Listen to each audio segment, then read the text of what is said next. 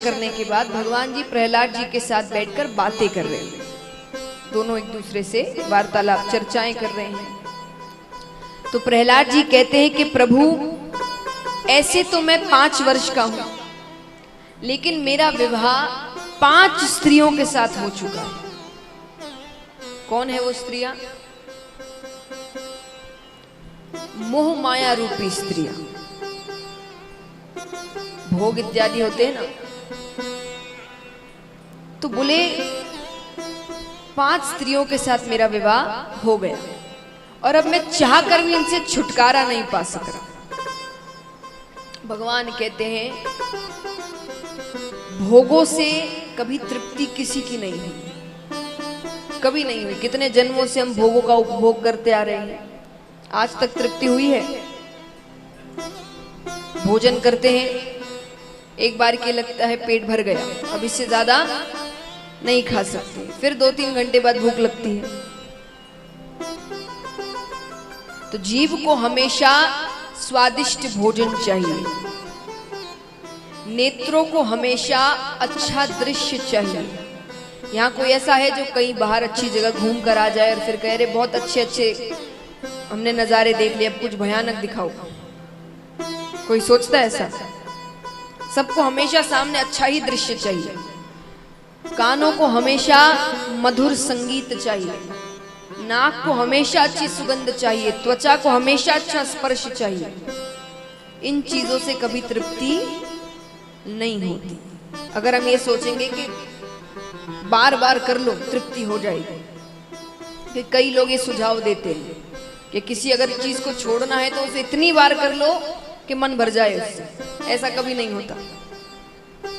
मन भरेगा वो कुछ समय के लिए। जैसे मान लीजिए कोई भी एक सब्जी का नाम बताएं आप मुझे, जो आप सब खाते होंगे, यहाँ रोजाना घर में बनती हो, कोई भी एक सब्जी।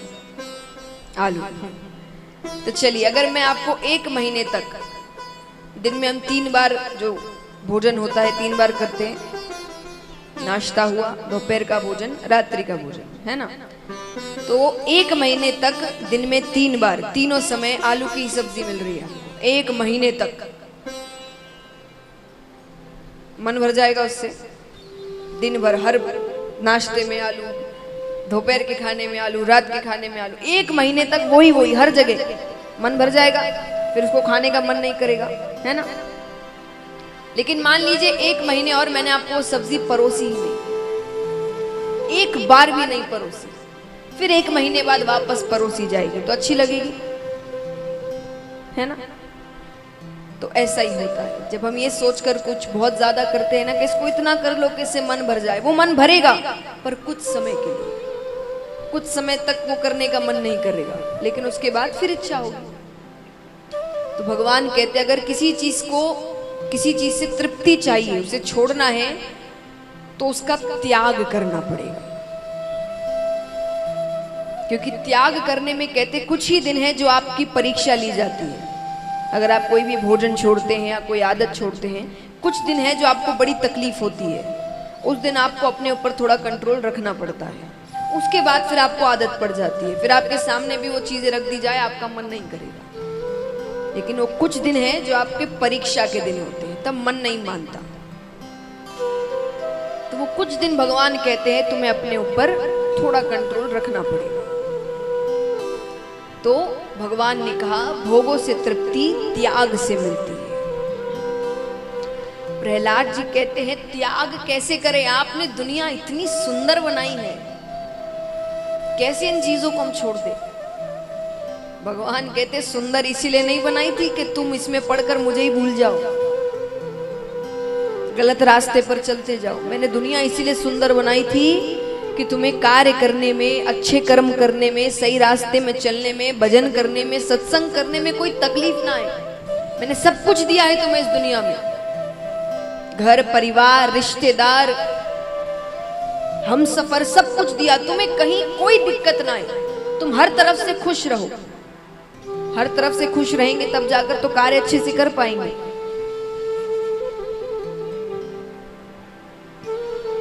तो भगवान कहते, अब इन चीजों का तुम गलत इस्तेमाल कर रहे हो और फिर कह रहे हो कि मैंने ये चीजें की है।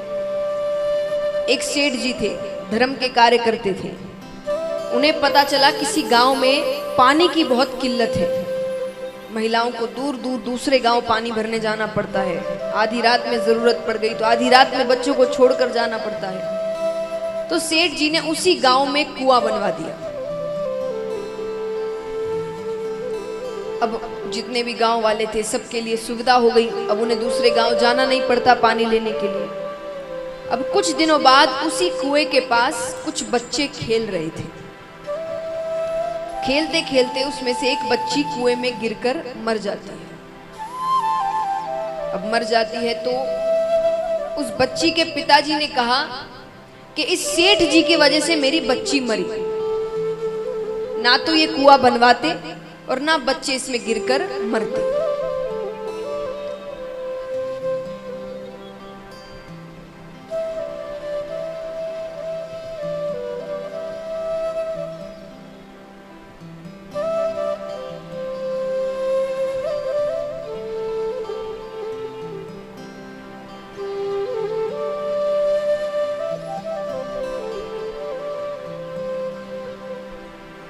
तो उसके पिता ने कहा कि ना तो ये सेठ जी कुआं बनवाते और ना बच्चे इसमें गिरकर मरते। तो क्या सेठ जी ने कुआं इसीलिए बनवाया था कि बच्चे उसमें गिरकर मर जाएं? बताइए। सेठ जी ने कुआं इसीलिए बनवाया था कि लोग पानी भर सके, उसमें उसका इस्तेमाल कर सके। अब हमारी गलती है कि हमने बच्चों को कुएं के पास जाने दिया। तो महाराज, ये जो कुआं है ना, ये संसार है। कुएं का इस्तेमाल कैसे करते हैं हम बताइए? कुएं का इस्तेमाल कैसे करते हैं हम सब? अभी तो करते नहीं हैं, पर अगर करें तो कैसे करते हैं? हाँ, पानी निकालते हैं उसमें से। कैसे निकालते हैं? खुद अंदर जाकर। तो संसार ऐसा ही है। जो भी जरूरत की चीजें हैं वो चीजें लेते रहो। ज्यादा अंदर जाओगे डूब जाओगे, फिर बाहर निकलना मुश्किल है। तो खाली अपने इस्तेमाल की चीजें करते रहो। कार्य करना है, व्यापार करना है, इत्यादि है। ज्यादा घुसने की कोशिश करेंगे तो डूब जाएंगे, और डूब गए तो फिर बाहर निकलना मुश्किल है। तो महाराज,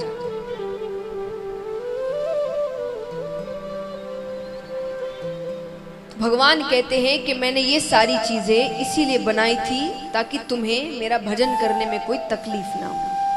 अब तुम इसका गलत उपयोग करते हो। संसार को हर वक्त भोग की दृष्टि से देखना गलत है। संसार को भगवत दृष्टि से देखिए। भोग की दृष्टि क्या होता है? क्या ले लूं, क्या ले लूं, क्या ले लूं, मेरा कितना फायदा हो जाए। और भगवत दृष्टि क्या होता है? क्या कर दूं, मेरी कौन सी ऐसी हरकत हो या मेरी कोई कला है जिससे दूसरों को भी सहायता मिल सके। संसार बुरा नहीं है। लोग कहते ना दुनिया इतनी खराब हो गई है। तो कौन सी दुनिया खराब हुई है बताइए? हमारी दुनिया, हम ही लोग तो, थोड़ी कोई दूसरे ग्रह से लोग आ रहे हैं या दूसरा ग्रह जो खराब हुआ। आज के लोग ऐसे हो गए, ये कर रहे हैं। कौन लोग कर रहे हैं? दूसरे ग्रह से आकर थोड़ी कर रहे हैं, हम और आप ही तो कर रहे हैं। तो दुनिया थोड़ी खराब है, हम खराब हैं। एक बार एक व्यक्ति रास्ते से जा रहा था। एकदम साफ सुथरा रास्ता है, कुछ भी गंदगी नहीं है। हाथ में एक चिप्स का पैकेट है उसके। उसने सोचा ये तो फेंकूंगा कहाँ, हवा में उड़कर चला जाएगा। उसने फेंक दिया। कुछ दिनों बाद वो उसी रास्ते से वापस जाता है तो बहुत सा कूड़ा इकट्ठा हुआ था वहां, खूब सारी गंदगी थी। कहते हुए जाता है, सरकार ने कितनी गंदगी करके रखी है, कुछ सफाई नहीं हुई। शुरुआत किसने करी? तो कहने का तात्पर्य क्या हुआ? हम नहीं बदलेंगे, हम जैसे हैं हम वैसे ही रहेंगे। जो दिन में 2 बार या 1 बार सफाई करते वो 10 बार करो, पर हम तो ऐसे कैसे रहेंगे। तो ऐसे दुनिया तो नहीं बदलने वाली। जो बदलाव आप दुनिया में चाहते हैं पहले आपको अपने अंदर लाना पड़ेगा। हमेशा दूसरों को बदलने की कोशिश करते हैं, वो ऐसा हो जाए, वो वैसा हो जाए, ये ऐसे बात करे, वो वैसे बात करे। हम कितना बदले हैं आज तक। एक बार राजा अकबर की बेटी राजमहल से बाहर खेलते खेलते चली जाती है, उसके पैरों में कांटा चुभ गया। अब रो रही है, अब राजा की बेटी है, रो रही है तो पूरा राजमहल सर पे उठा लिया गया। औषधि मंगवाओ, ये करो, वो करो। और राजा ने अपने मंत्री से कहा कि काम करो, पूरे राज्य में दरी बिछवा दो, पूरे राज्य में। आज के बाद राजकुमारी के पैरों में कांटा ना चुभे। अब मंत्री चिंता में पड़ गए, क्योंकि वहां तो हाँ कर दी, पर सब जानते राजा अकबर का राज्य कितना बड़ा है, कितनी दरी लाएंगे कहां से, पूरा राज्य कैसे समेटे। बीरबल के पास जाते हैं, ऐसा ऐसा हुआ है। राजा ने कहा पूरे राज्य में चमड़ी बिछवा, दरी बिछवा दो। बीरबल ने विचार करके सोचा कि पूरे राज्य को बदलने की बजाय या पूरे राज्य में दरी बिछवाने की बजाय राजकुमारी के पैरों को ढक दिया जाए, उनके लिए 2 जूतियां बना दी जाए। पर इसका उदाहरण, इसका सार क्या है कहानी का, कि राजा अकबर ने क्या सोचा, सबको बदलो, पूरा राज्य बदल जाए, पर उसके पैरों को नहीं ढका जाएगा, यानी उसको नहीं बदला जाएगा। हम ऐसे ही करते हैं, कुछ गलत लग रहा है तो हम नहीं सुधरेंगे या हम नहीं बदलेंगे, सबको बदलो। ऐसे भगवान कहते हैं संसार नहीं सुधरता, परिवार, रिश्ते, नाते कुछ नहीं सुधरते जब तक आप खुद कोशिश नहीं करेंगे। तो भगवान कहते हैं अगर तुम्हें सही होना है, तुम कहते हो मुझे भोगों से तृप्ति चाहिए, मुझे भगवान में लगना है, तो कोशिश तो तुम्हें ही करनी पड़ेगी। तुम मुझे कह रहे हो आपने दुनिया ऐसी बनाई है, वैसी बनाई है, तो एक तुम्हारे लिए मैं दुनिया थोड़ी बदल दूंगा, बदलना तुमको पड़ेगा।